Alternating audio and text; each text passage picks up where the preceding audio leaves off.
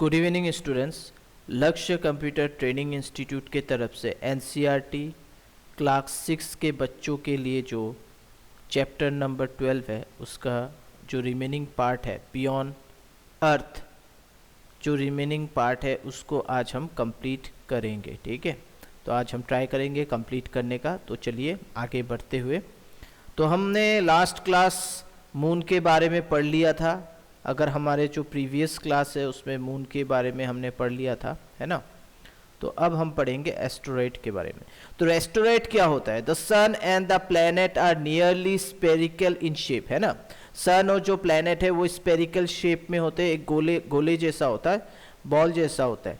There are many small object in the solar system, और कई सारे स्मॉल ऑब्जेक्ट है जो हमारे सोलर सिस्टम में घूम रहे हैं। Which are rocky and in irregularly in shape, जो रॉकी है मतलब पत्थर जैसा है और उनका शेप भी कुछ अजीब टाइप का है। ठीक है, तो दिस आर कॉल्ड एस्टेरॉयड, इसी को हम एस्टेरॉयड कहते हैं।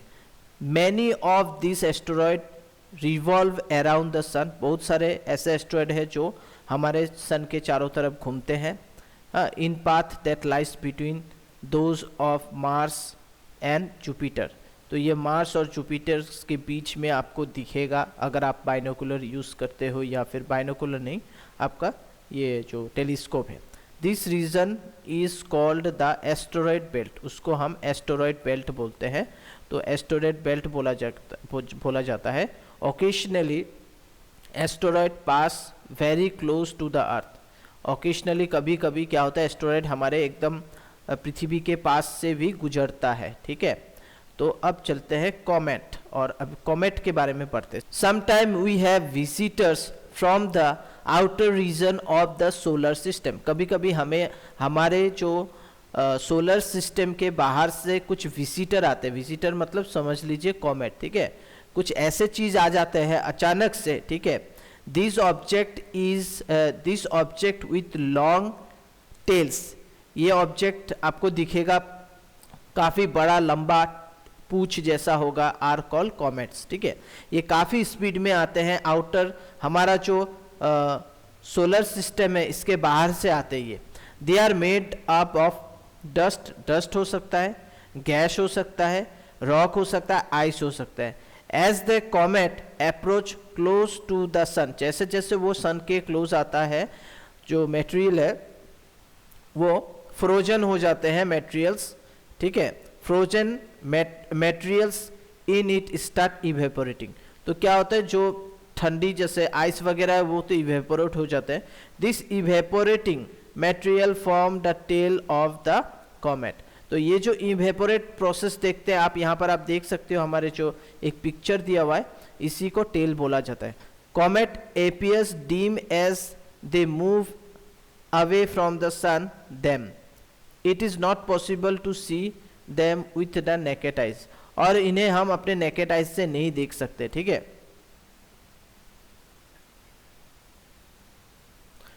तो अब आगे चलते हैं।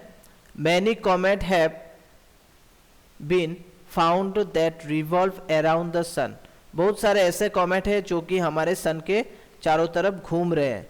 this comet approach close to the sun periodically, तो ये सन के अप्रोच मतलब सन के आसपास आने के कारण ये पीरियडिकली कुछ समय के लिए सन के पास रह जाते हैं। ठीक है, however there are a few comets that escape and move out of the solar system, और कुछ क्या है कॉमेट वो सोलर सिस्टम से फिर बाहर निकल जाते हैं। Few others comets get broke up, कुछ और कॉमेट होता है जो टूट जाता है ना, और फॉल इनटू सन, और वो सन के गुरुत्वाकर्षण के वजह से वो क्या हो जाते हैं, सन में चले जाते हैं। और other planet when they approach them, और जो अदर प्लेनेट है वो भी कभी कभी अपने गुरुत्वाकर्षण से उन्हें खींच लेते हैं। We have learn about the object which form the solar system which are this object. ठीक है, वी हैव लर्न, हमने काफ़ी कुछ जाना है सोलर सिस्टम के बारे में और इन ऑब्जेक्ट्स के बारे में। ठीक है, द सन 8 प्लैनेट्स, हमने सन के बारे जाना, हमने 8 प्लैनेट्स के बारे में जाना। देयर मून्स के बारे में जाना, सबके अलग अलग मून्स होते हैं, ठीक है। जैसे पृथ्वी का मून है तो मार्स का भी मून है, इसी तरह अलग अलग जो प्लैनेट्स हैं उनके भी कुछ मून्स हैं। इंक्लूडिंग एस्ट्रॉयड के बारे में जाना हमने, कॉमेट्स के बारे में जाना, together form the solar system. यही सब को मिलाकर सोलर सिस्टम बनता है। The sun our star is the largest and the heaviest object in the solar system. The sun produces almost all the energy in the solar system. All other objects in our solar system shine due to sunlight that they reflect from their surface. तो आप सबको ही मालूम है कि सन एक बहुत powerful और बड़ा लार्जेस्ट आप बोल सकते हो सोलर सिस्टम का एक पार्ट है, सबसे बड़ा है और ये काफ़ी हैवी है। तो ये अलग ऑब्जेक्ट से काफ़ी हैवी है। अलग प्लैनेट जो है, जो अलग प्लैनेट हम कभी कभी देखते हैं जैसे मार्स या वेनस जो चमकते हैं, वो चमकते क्यों है? क्योंकि उसमें सन का रिफ्लेक्शन आता है, रिफ्लेक्ट होता है। सन का जो लाइट है वो रिफ्लेक्ट करते हुए इससे इन सब ग्रहों को क्या होता है, हम चमकता हुआ देखते हैं, है ना। तो आगे चलते हैं। The Milky Way Galaxy. तो अब हम पढ़ेंगे the Milky Way Galaxy. In the moonless night sky view from dark location away from the city light, one can see an extended faint band of light from near north to south across the sky. This is our home galaxy called the Milky Way galaxy or Akashganga. A galaxy has millions to billion of stars. Our solar system is part of the Milky Way galaxy. तो जब रात को कभी कभी आप जब moon नहीं रहता है और आपको क्या करना है, कंप्लीटली डार्क प्लेस में जाना है और सिटी से दूर जाना है जहाँ पर नीट एंड क्लीन वातावरण हो, वहाँ से आप पूरा का पूरा हमारा जो आकाशगंगा है या मिल्की वे गैलेक्सी है इससे देख सकते हैं। वहाँ पर आपको नॉर्थ से साउथ के तरफ एक फेंट बैंड मिलेगा, मतलब हल्का हल्का सा आपको उजाला उजाला, ठीक है, छोटे छोटे काफ़ी तारे वगैरह मिलेंगे। तो भरे हुए हैं तारे, तो हमारे पूरे आकाश में भरे हुए हैं, लेकिन आपको वो जो बैंड दिखेगा जो इस पिक्चर में भी आपको दिखाई दे रहा है, उसी को हम मिल्की वे गैलेक्सी बोलते हैं या फिर आकाशगंगा बोला जाता है, ठीक है। तो चलिए, the universe. There are many galaxy in the outer space. Outer space में बहुत सारे गैलेक्सी है beyond the Milky Way galaxy. हमारा तो गैलेक्सी है, इसी तरह से और भी सारे गैलेक्सी है।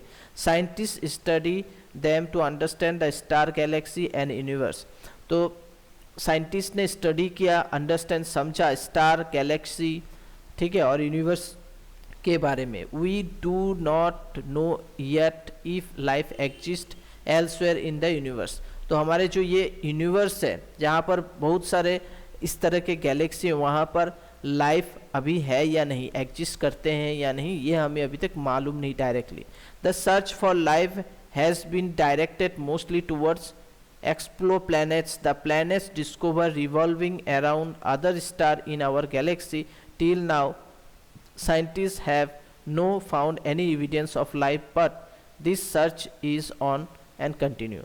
तो जो साइंटिस्ट है ये कंटिन्यू इन चीज़ों के ऊपर रिसर्च कर रहे हैं और देख रहे हैं कि अलग जो गैलेक्सी है या अलग जो सोलर सिस्टम है, ऐसा नहीं कि हमारा ही सिर्फ सोलर सिस्टम है, और सारे सोलर सिस्टम है, बहुत सारे सोलर सिस्टम है।